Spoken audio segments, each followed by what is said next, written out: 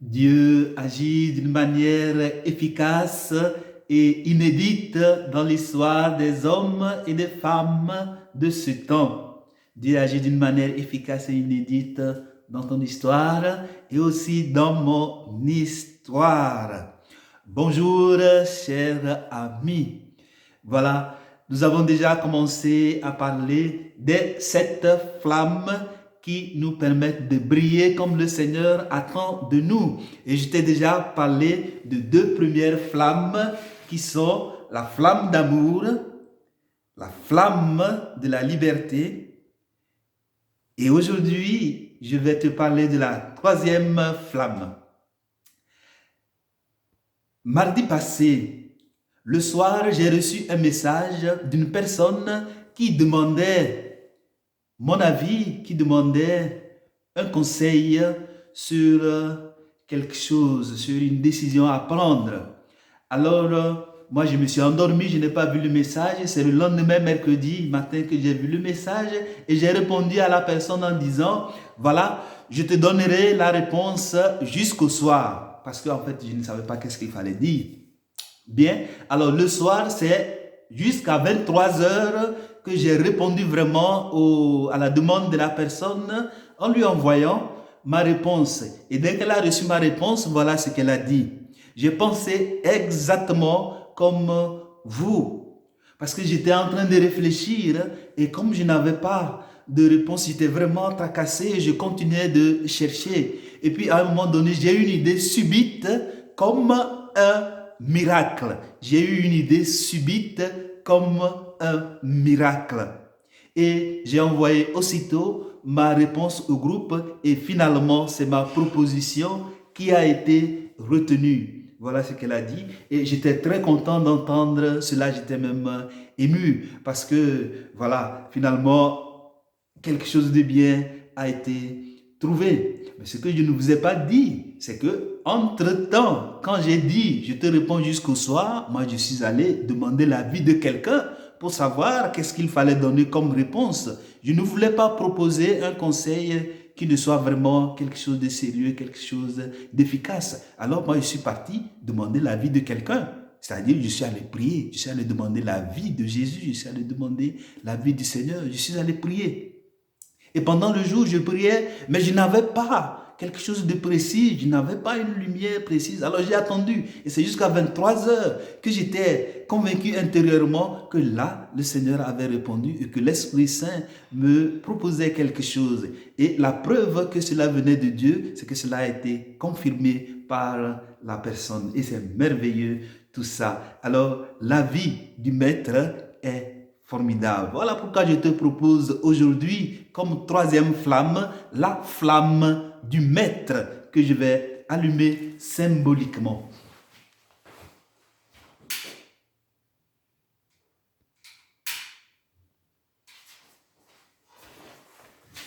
Oui, les 2 autres flammes étaient déjà allumées, donc la flamme d'amour, la flamme de la liberté et maintenant la flamme du Maître. Oui, la flamme du Maître est toujours la meilleure. La flamme du Maître est toujours la meilleure. Notre liberté ne peut être vraiment féconde. Nos choix ne peuvent nous permettre vraiment de briller que si vraiment nous sommes soumis à un Maître qui est puissant et qui est plus que nous.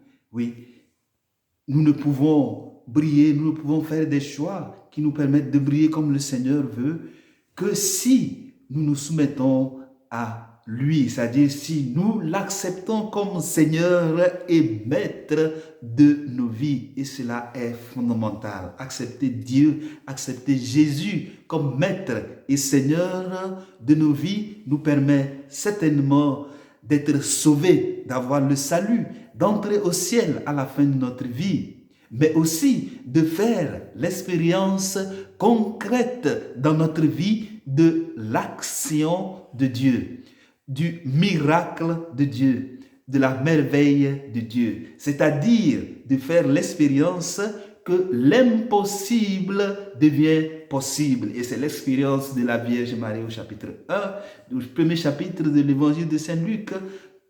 Marie qui s'interroge et l'ange qui lui répond en disant « Rien n'est impossible à Dieu. » Oui, notre Dieu est un Dieu qui accomplit l'impossible. C'est un Dieu des merveilles. Il est beau, ce sont tous de Monseigneur Bariga.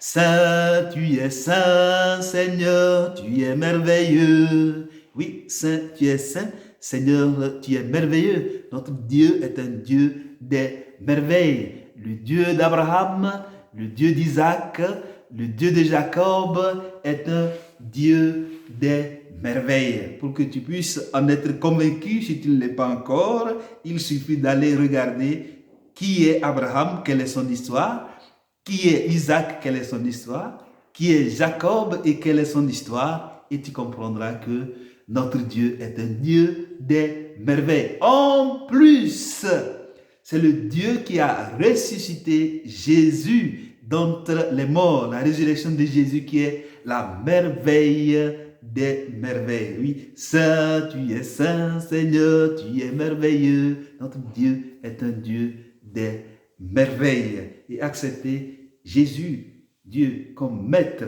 et Seigneur de nos vies nous permet d'entrer dans cette expérience. Oui, pour accepter Jésus comme Maître et Seigneur de nos vies, nous avons besoin de l'entendre.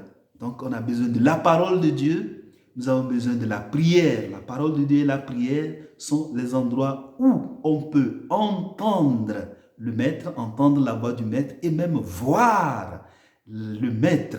Voir le Maître. Entendre et voir sont des expériences fondamentales dans la prière et dans la méditation de la parole de Dieu. Voilà. Et nous avons besoin de cela, c'est très important. Accepter Jésus comme Maître et Seigneur de nos vies, cela nous demande aussi de détrôner d'autres faux maîtres dans nos vies. Et cela peut être coûteux. Je ne veux pas te donner des illusions, cela peut être coûteux. Accepter Jésus comme Maître et Seigneur de nos vies nous demande parfois aussi des sacrifices. Il faut le savoir, Mais ce sont des sacrifices qui sont salutaires. C'est très important. Alors, pour pouvoir accepter Jésus comme Maître et Seigneur de nos vies, nos simples forces ne suffisent pas. On a besoin d'une autre force. C'est pourquoi Saint Paul dit dans sa lettre, la première lettre aux Corinthiens, au chapitre 12, verset 3, « Nul ne peut dire Jésus-Christ est Seigneur si ce n'est par l'Esprit Saint. » Nul ne peut dire Jésus-Christ est Seigneur si ce n'est par l'Esprit Saint. On a besoin de lui. C'est très, très, très, très important. Voilà pourquoi nous allons prier pour demander au Seigneur de nous permettre, de nous aider à l'accepter comme Maître et Seigneur de nos vies. Je te rappelle que cette flamme, ce n'est pas quelque chose qui se fait une fois d'une manière définitive et puis après c'est terminé. Non, on a besoin de renouveler, comme d'ailleurs toutes les autres flammes. Donc, l'allumer, la rallumer et l'entretenir, c'est très important. Et maintenant, je vais prier avec toi. Prions ensemble. Père, fais éclater la puissance de l'Esprit Saint dans mon cœur, afin que je puisse accepter Jésus comme Seigneur et Maître de ma vie. Seigneur Jésus, par tes saintes plaies, par ton précieux sang, par ta mort sur la croix et par ta résurrection glorieuse, libère-moi de tous mes faux maîtres. Je t'accepte aujourd'hui comme Seigneur et Maître de ma vie. Je te soumets ma vie et mes projets. Toi, qui es le Maître et Seigneur, qui règne avec le Père et le Saint-Esprit, à vous, honneur, gloire et puissance, maintenant et pour les siècles des siècles. Amen. Voilà, chers amis, nous sommes à la fin de la troisième flamme qui nous permet de briller. Que le Seigneur te bénisse. Et comme d'habitude, tu peux partager cette vidéo avec qui tu penses que ça peut aider. Voilà, que Dieu te bénisse encore. Et puis, à très bientôt pour la 4e flamme. Au revoir.